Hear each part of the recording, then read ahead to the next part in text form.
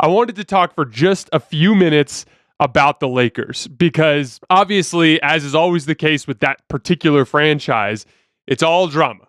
But in this case, it's drama that actually is impacting, in my opinion, the end of the season for the NBA. It's impacting who's holding the trophy because not often do you have a brand as big as the Lakers with players as good as LeBron James and Anthony Davis effectively kept out of the running because of the fact that there's so much going on above them that is actively disrupting what they're trying to accomplish on the court. So I wanted to hit on three quick things that were reported over the course of the last few days that I think are beyond discouraging if you're a Laker fan and you're thinking about how this team can be turned around next year. So first of all is a report from Adrian Wojnarowski that he gave on ESPN last night, and he specifically came out and said that the Lakers are expecting to be patient with their coaching search, wait until after this postseason, and to see if there's any coach that ends up getting let go from one of these playoff teams, to see if there's a better option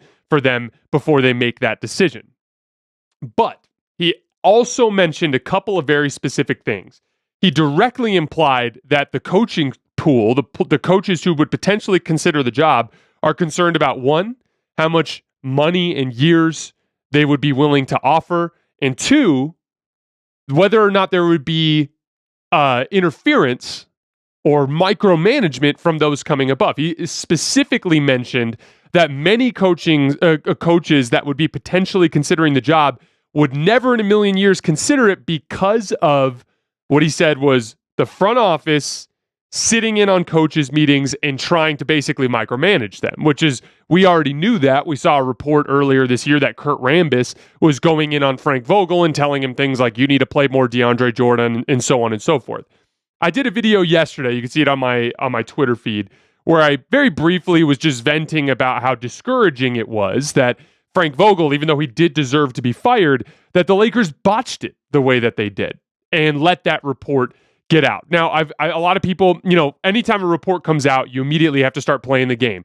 Who stands to gain the most by doing this? This reporter, are they someone that would report like a source of a source, or are they going to report only like a very strong source? Well, it came from Adrian Wojnarowski, and Adrian Wojnarowski is only going to report something if he gets it directly from the front office. He doesn't mess around with a source of a source and things along those lines, someone who might not know for sure. That's just his stature in the business. So I think it's pretty safe to assume that it's coming from the front office. Also, they don't deserve the benefit of the doubt. This is not a really well-run team where if something weird happens, you can go, well, maybe there's some explanation for it. No, that's not the case here. The Lakers botched this.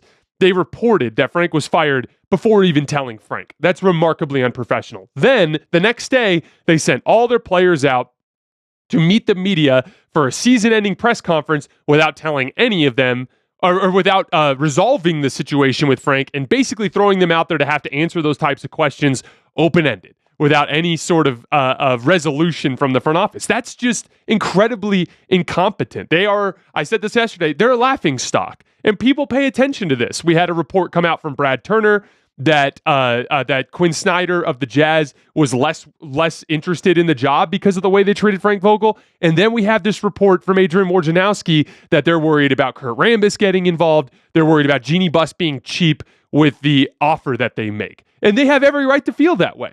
Now, that doesn't mean, it's very possible that the Laker brand and the prospect of coaching LeBron and Anthony Davis still brings a quality candidate to the table, and I sincerely hope that is the case.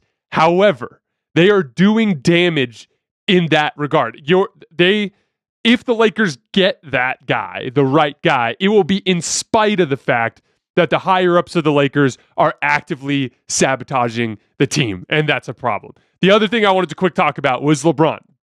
Sam Amick of The Athletic reported that LeBron would be very satisfied if Mark Jackson became the next head coach of the Lakers. Now, Mark Jackson, to me, falls into that category. I did a video about which coach the Lakers should go after the other day, and I gave you guys a kind of a spectrum, right? There's the young, ambitious, super smart guy, and then there's like the old, established, kind of lazy because he's already had some success, but commands the respect of the star players around the league, right?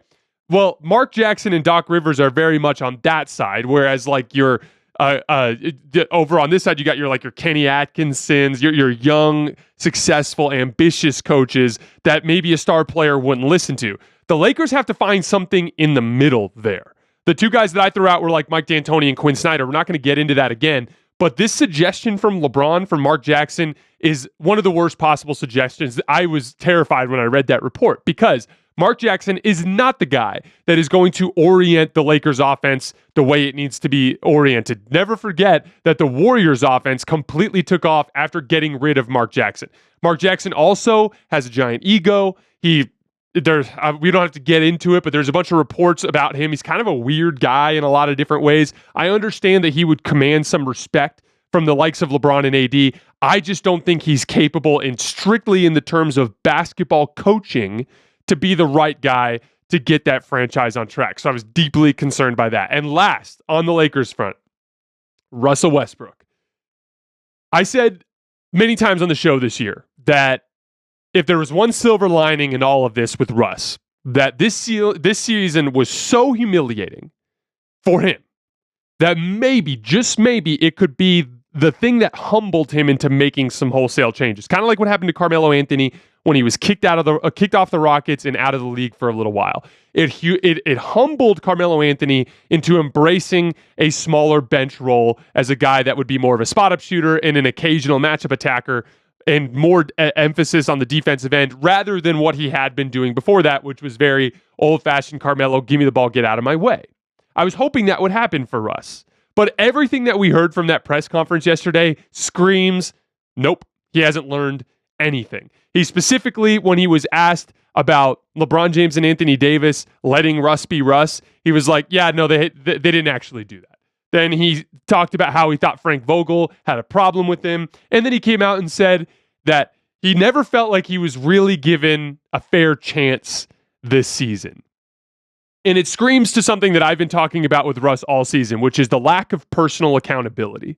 The inability to look at what's happening and be willing to accept the fact that maybe, just maybe, you share some responsibility for the way things have gone.